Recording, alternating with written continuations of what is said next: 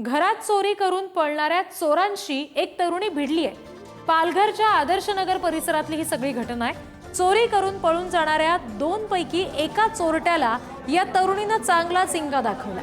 चोरट्यासह झालेल्या झटापटीत तरुणी काजल चौहान जखमी झालेली आहे। स्थानिकांनी चोरट्याला चोप देत पोलिसांच्या ताब्यात दिलाय। घरात कुणीच नव्हतं आणि त्यावेळेला चोरट्यांनी संध्याकाळी साधारणपणे 8 वाजताच्या सुमारास घरफोडी करायचा प्रयत्न केला।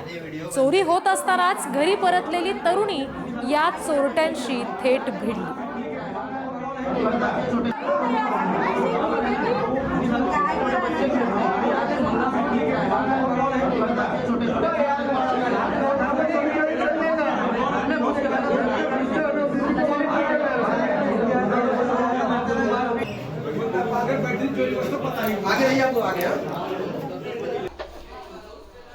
कि सामान बिखरा हुआ ना तो चिल्लाई, तो उसने बैग लेके भागने चला ना, उसने पकड़ लिया बैग।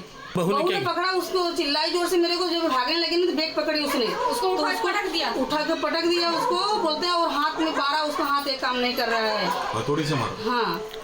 और फिर उसके बाद में वो लड़का उधर 2 आया, उसने देखा भागते ना, उसने ले मारने लगा, उसको पकड़ लिया, तभी जाके सब लोग जुटे। कितने चोर थे और कितनों को पकड़ा है? यहाँ के लोगों ने कितनों को पकड़ा है? 2 एक ही पकड़े, एक भाग गया।